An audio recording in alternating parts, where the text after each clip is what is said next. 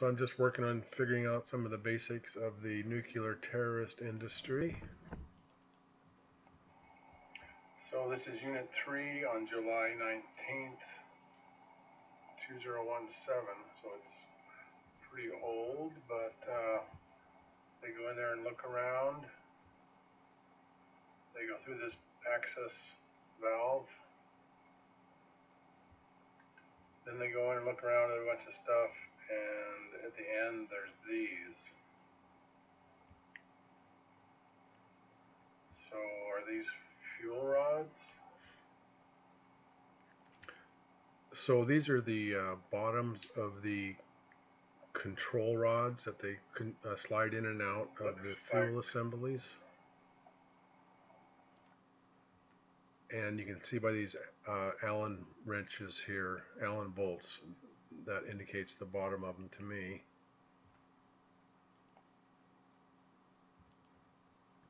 So Unit 2. So this shows reactor number 2. They got into it on January 22nd. I'll have to say 2018. So this is before they broke through that door and sent that robot in.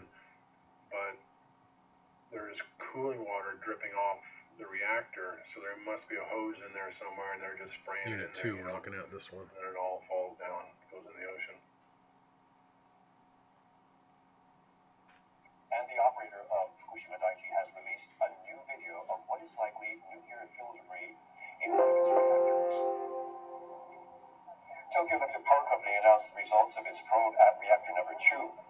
Engineers deployed a camera on Friday to view the bottom of the reactor's containment vessel.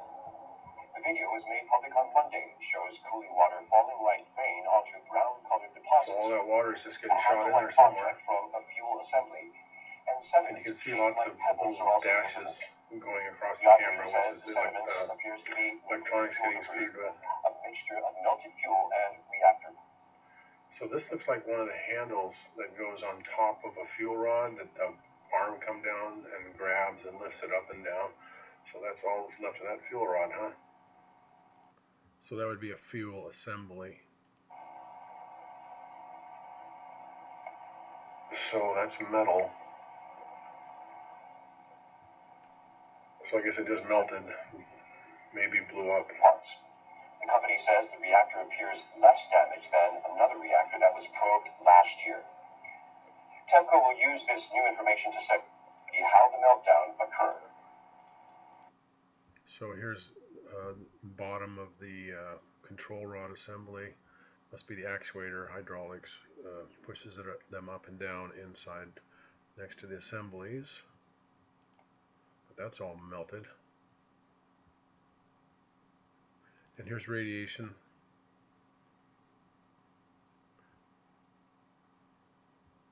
If you look at the darker areas, you'll see little spots like there's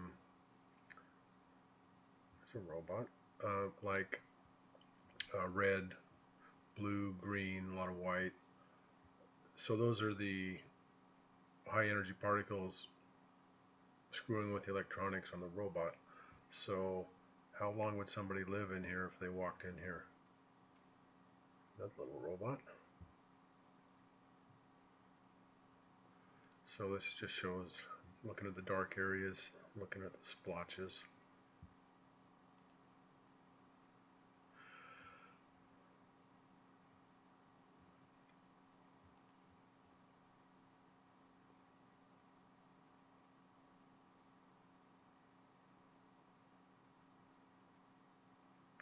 Looks like it's water.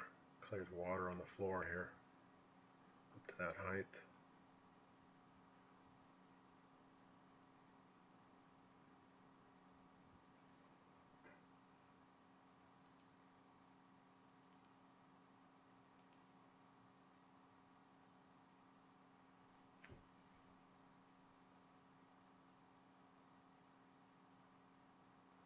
So just all that radiation in there.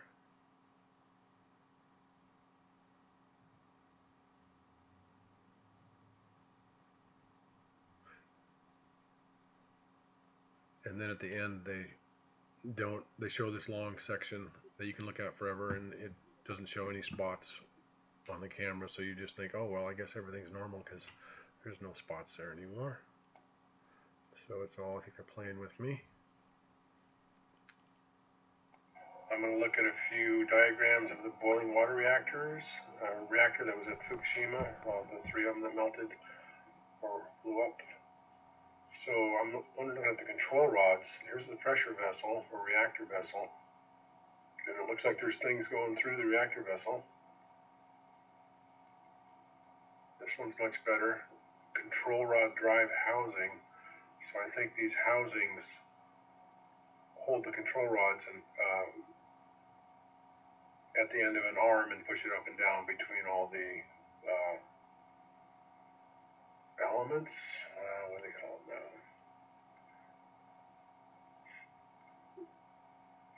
Assemblies, fuel assemblies.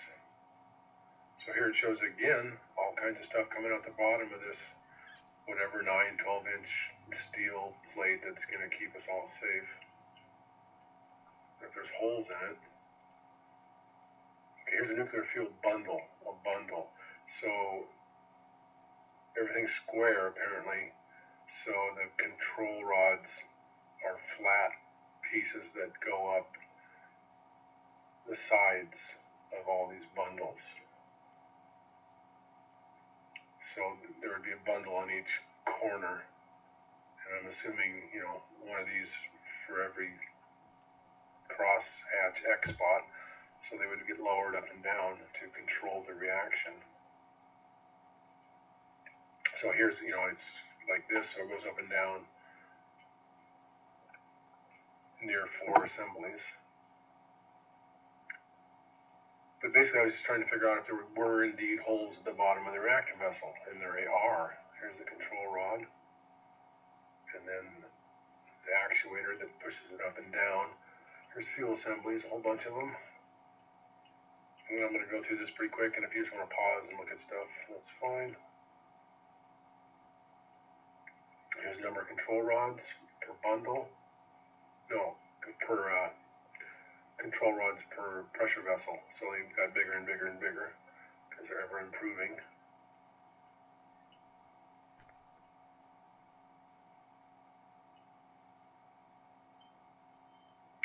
Shows holes through the vessels.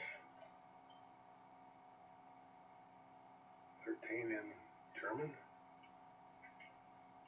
So here you go. And these are starting to look like the end of the pieces I'm looking at with the Allen bolts. So I think it's the Allen bolts or the end of the control actuators that push the control rods up and down.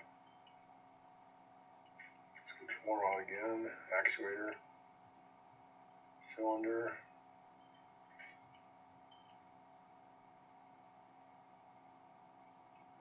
Here's that metal piece I think that I saw in that one video that just melted apart.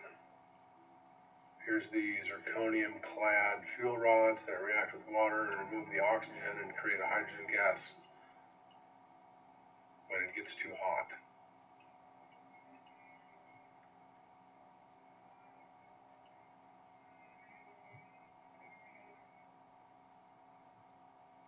I think I missed something. Safety. 3 times 100% redundancy in safety systems. So nothing can ever happen. It's just so professionally redundant.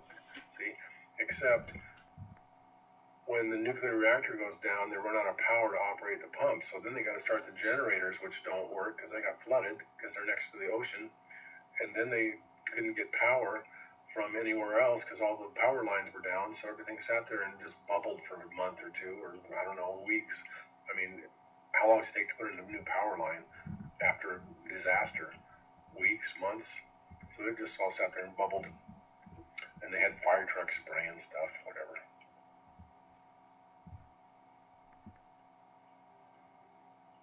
So this looks like the bottom of those units with the Allen bolts. I think that's what that is.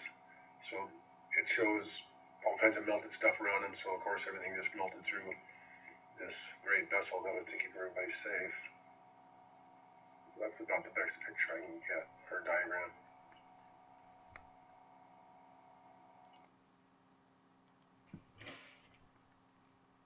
And then this one's a picture of Fukushima.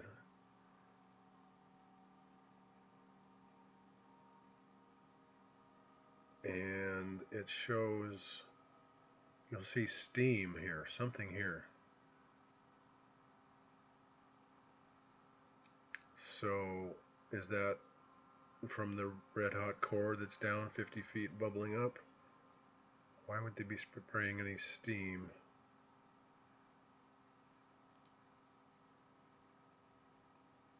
So I think that's a radioactive leak, and it's just a continuation of this process that leaks every day, and the nuclear terrorists are killing us every day.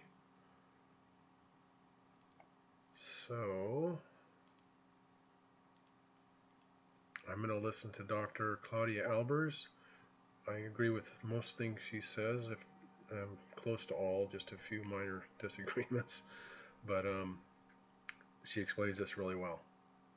Why we don't need these things to kill us. So it's a little late. And this is weapons testing by the 1960s, and this is Fukushima. Oh, okay, I said in November, but it's actually only the release measured from March to July 2011.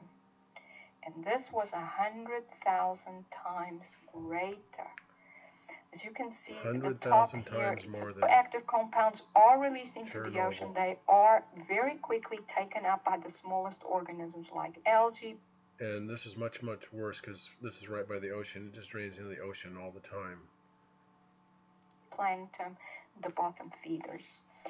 And so the water is quickly cleared of most of the radiation, but it is then stored in the organisms at the bottom of the food chain. And as the radioactivity accumulates in these I find it hard to believe the water is clean. I don't think that's a good statement. Organisms, and this is called bioaccumulation. But then we get what's called biomagnification, because these organisms are eaten by other organisms, which are eaten by other organisms. And at each step in the food chain, the amount of radioactivity is compounded, in other words, biomagnified. So this is how it goes. If we measure the radioactivity in ocean water soon after the release, it may be quite low. But the radioactivity of algae, plankton, in that water may be 2,000 times higher. Then if you measure the radioactivity of birds eating the plankton, that may be 40,000 times higher. And if you measure that of birds eating insects which feed on the plankton, it may be, say, 500 times higher.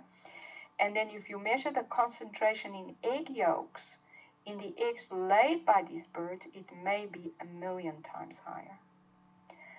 And since human beings are at the very top of the food chain, human beings will receive, of course, the highest dose. Now you see here, these are plankton, these are organisms which live in the Earth's large bodies of water. They cannot swim against the currents. Some are micro.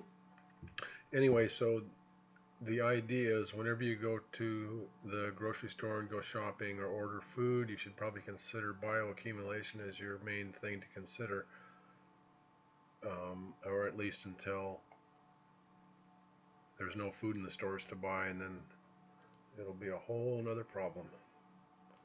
Thanks.